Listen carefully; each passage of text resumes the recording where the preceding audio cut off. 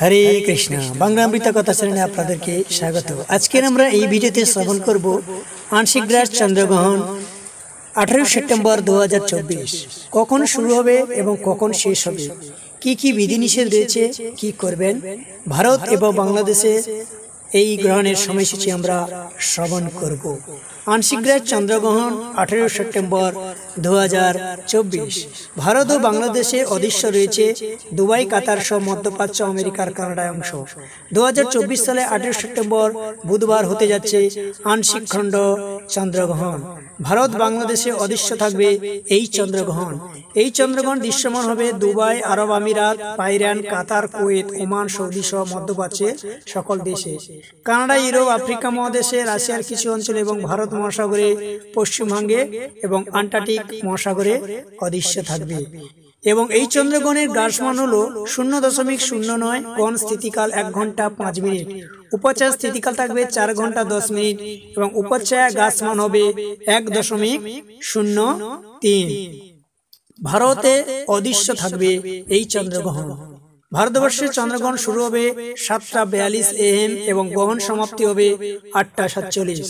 উপচ্ছায়া স্পর্শ হবে 06:09 থেকে উপচ্ছায়া মোক্ষ 10:19 AM পর্যন্ত। বাংলাদেশে অদৃশ্য থাকবে। বাংলাদেশের গ্রহণ শুরু হবে 8:12 এবং গ্রহণ সমাপ্তি হবে 9:17 AM। উপচ্ছায়া স্পর্শ হবে 6:29।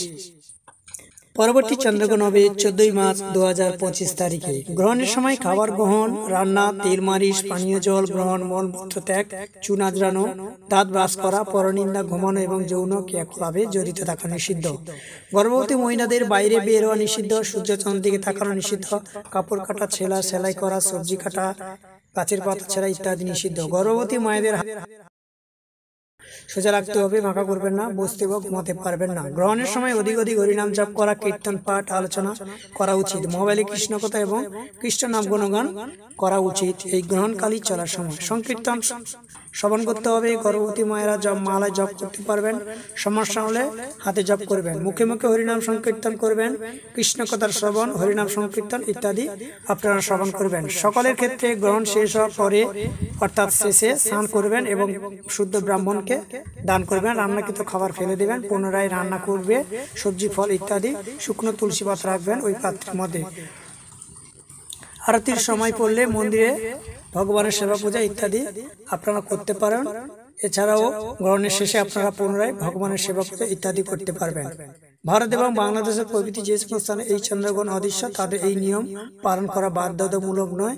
তবে কেউ চাইলে গ্রহণের নিয়মাবলী পালন করতে পারেন, যেহেতু এই গ্রহণ আমাদের গ্রহই হচ্ছে। মায়েদের ক্ষেত্রে গ্রহণের নিয়মাবলী পালন করা উত্তম, যাতে গ্রহণের সময় নির্গত ক্ষতিকারক রশ্মির প্রভাব যেন সন্তানের কোনো রোগ ক্ষতি না করে। গ্রহণের নিয়মাবলী কুসংস্কার নয়, এটি শাস্ত্রে এবং বৈজ্ঞানিকভাবে স্বীকৃত। তাই আজে বাজে মন্তব্য করে ব্যক্তিত্বহীনতার পরিচয় দেবেন না। কৃষ্ণ সভায় যুক্ত থাকুন, বেশি বেশি হরিনাম জপ করুন। দেখা হচ্ছে পরবর্তী ভিডিওতে।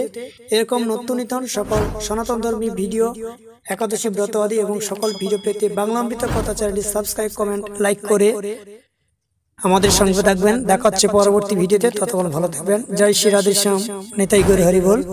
রাধে রাধে।